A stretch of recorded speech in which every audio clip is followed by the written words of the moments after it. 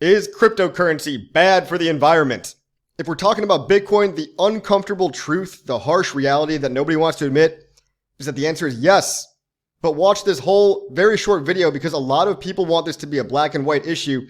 They don't understand the nuance on the topic. So if you watch this quick video, you're going to be smarter than like 90% of your friends out there that might be reading articles like this. For example, from the New York Times, which is true. You know, they say Bitcoin promotes themselves as environmentally friendly, but it has become a boon for the fossil fuel industry. This is actually true.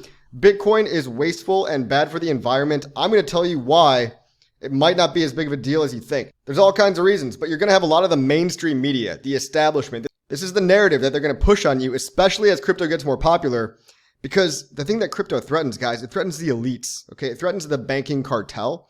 But at the same time, we got to admit the truth about Bitcoin. It's bad for the environment. Look at the Green Foundation. It's responsible for 27 million tons of carbon dioxide.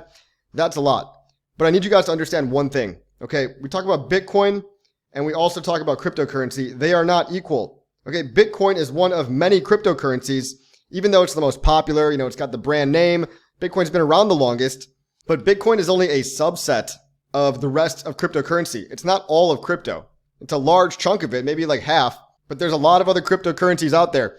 Let's just take a look at Bitcoin and dive into the facts. Look, this is BBC. This is the mainstream media. But again, they're always going to try to put a spin on things. Like they're going to say all crypto is bad because Bitcoin is wasteful. Look, Bitcoin is wasteful. It uses more electricity than Argentina. It even recently just passed Norway. Okay, it uses more electricity than the entire country of Norway, than the entire UAE, United Arab Emirates. You know, this is how much Bitcoin energy it uses in 1 year. The energy it uses in 1 year could power all the kettles in the UK for 27 years. I guess that metaphor is relevant for the tea drinkers in the UK. Look, it's a fact. Bitcoin consumes more electricity than Argentina and the UAE and Netherlands. And why is that, guys? It has to do with the algorithm that powers Bitcoin. If you take away nothing else from this video, I need you guys to remember two words: proof of stake, proof of work. Okay, Bitcoin uses the proof of work algorithm. Lots of other cryptos use the proof of stake algorithm. So proof of work, bad for the environment. Proof of stake, good for the environment. Proof of work, Bitcoin, bad for the environment. Proof of stake, not as bad for the environment. Let me show you something. Ethereum used to be proof of work. Look, Ethereum used to run the proof of work algorithm, and then in 2022, it upgraded to proof of stake, like many other cryptocurrencies like PulseX, etc. Ethereum went from using 10 terawatt hours of electricity per year down to 0.0028 terawatt hours. That is a 99.99% drop. It is a fact that Ethereum, by the way, this is the number 2 cryptocurrency, okay? It got a big upgrade. It used to be wasteful and bad for the environment. Now it uses 99.99 less energy after its big update in 2022. So for reference, that's like taking the Eiffel Tower's worth of energy and crushing it down to a tiny little Lego man. Okay, 4 centimeters. Look, I love this comparison because it's actually true. Ethereum now uses proof of stake, which is far less wasteful. And to be honest with you guys, I'm not trying to hate on Bitcoin either. My personal opinion on Bitcoin is that it's a necessary thing to do. Because you might be saying, well, you know, if Bitcoin is bad for the environment, then why did you decide to waste your whole life making crypto YouTube videos? Let me get into it. All right, but it is kind of shocking. Look at the other energy statistics on Bitcoin alone. Bitcoin alone uses about 0.6 to 0.7, almost 1% of the electricity consumption of the entire world. And as Bitcoin gets more popular, that's probably going to be like 1%. So it equals all of New York State's electricity and about a third of Texas's electricity consumption per year. Now, is this a bad thing? If you ask me what I really think, like philosophically, if you ask me what I think, is a peer-to-peer digital currency that's outside of the government's control, that has inflation coded inside of it rather than adjusted by the Federal Reserve, who's corrupt. Personally, I think that's worth using 1% of the world's electricity to do. I think it's worth it.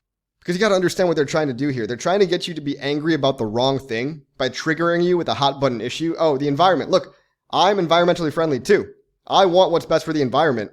But even if we didn't have better options, let's say Ethereum didn't use 99.99% less electricity. If all we had was Bitcoin, well, for peer-to-peer border open digital money that's fair and equal for all, that's not corrupted by the monetary system, the banking cartel that's secretly stealing your purchasing power with inflation, I think that's actually worth it when you understand what crypto is.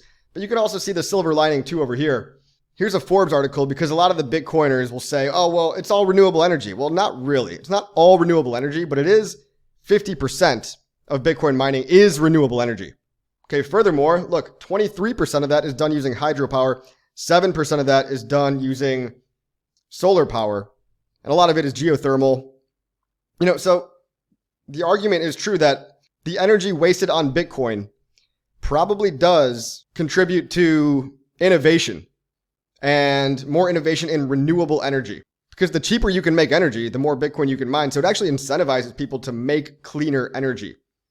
All the Bitcoin mining farms, they're looking for the cheapest electricity and the cleanest electricity if they can. But this brings me back to my point. Why bother with all this? Why bother with all this? We have solutions today. We have Ethereum today, and we've got brand new blockchains today, such as the Pulse chain ecosystem right here. Look at gopulse.com. And what you guys have to realize is that Pulse chain is a literal clone of Ethereum, meaning it also uses proof of stake, meaning it also uses 99.99% less electricity than Bitcoin. So you can just choose a less wasteful cryptocurrency. We've got tons of options out there, and there are better options than Bitcoin. Bitcoiners hate to hear this. Okay, they hate to hear this, but look, we've got proof of work and we've got proof of stake. Ethereum and Pulse chain are proof of stake. I like Pulse chain because it's newer. It's got a lot more price potential. I mean, it hasn't really even seen a pump yet, and most of these cryptocurrencies pump really hard. So if you get in early on Pulse chain, it could be literally the opportunity of a lifetime here. But if you're concerned about the environment, look, I'm just as concerned as the next guy. If we don't have to waste money, if we don't have to waste electricity to pollute the environment, why are we doing that anyway? Also with Bitcoin, they're mining all this Bitcoin, and then they have to sell the Bitcoin to cover their electricity costs and to cover their hardware costs. So that's a negative for the price. Okay, they dump the price down to pay for electricity. With Ethereum, with Pulse chain, there's none of that. Okay, because look at all these nodes. All these nodes globally, worldwide, these are basically the guys securing the network. And all you have to do with this, to run a Pulse chain node, to run an Ethereum node, all you need to do is run a single computer. So all these nodes, all these 48,000 nodes globally, worldwide, these are all just people's computers running the software that's processing the blockchain. They're not running all these heavy mining machines. Okay, they don't have giant mining farms. That's not a thing with newer cryptocurrencies. People hate to admit it, but technology improves over time. Some people are still clinging on to Bitcoin like it's the best thing ever. Look, I think Bitcoin is absolutely necessary. I don't want it to go anywhere. But, it's like saying we've got the VCR and now we've got DVD players. Now we've got Blu-ray. But we've got people that just worship the VCR for some reason because they think it's the end-all be-all and the best thing that ever has been and ever will be. And I think it's very foolish to say to yourself that new technology will not come along to replace the old technology. Now, Bitcoin's been around for 15 years. It's done a great job. It's gone up millions of percentages in price performance. It's made a lot of people rich and free, but it's time for new stuff. Pulse chain and Ethereum, they're also decentralized. They also cannot be shut off by a middleman. They can't be shut off by any one nation. They are outside of a government control. Same with Bitcoin. This is the value of real decentralized cryptocurrency, is that it's not controlled by a government, by a bank, by the World Economic Forum, by the International Monetary Fund, by any Federal Reserve of any country. It's just code. Okay, as the saying goes, I trust math over man.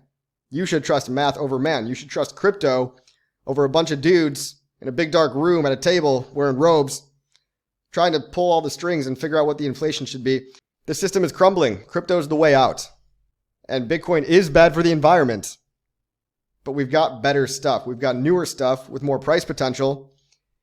And if you don't like Pulse chain, well, Ethereum is literally just Pulse chain. Pulse chain is just a cheaper, faster version of Ethereum. Ethereum's been out for 10 years now. Pulse chain's only been out for 1 year. But they're the same exact code base. Okay, it's just that Pulse chain is newer, cheaper, faster. They both use way less electricity, and they're not bad for the environment. So hopefully now, when your buddies are all together, you and all your activist friends, when you're pouring soup on paintings, you're talking about how you want to save the environment, hopefully now you know that crypto is actually a solution, not the problem. It's a solution to corruption. We're on your team. I'm an environmentalist too. If we don't have to kill the environment, why would we? Bitcoin is wasteful. Bitcoiners hate to admit that. But now you have a more nuanced idea of how this works. Bitcoin is not all of cryptocurrency. Bitcoin, proof of work, wasteful. Renewables, sure. Necessary, sure. But if you don't want to hear that, try the better stuff. I am biased. I'm heavily biased towards better stuff. Newer technology that still gets the job done outside of the globalist one world government, outside of their control. Ethereum, Pulse Chain, they bring the power back to the people. So I hope you learned something. Make sure you like, subscribe, share the video, leave a comment. See you on the next one.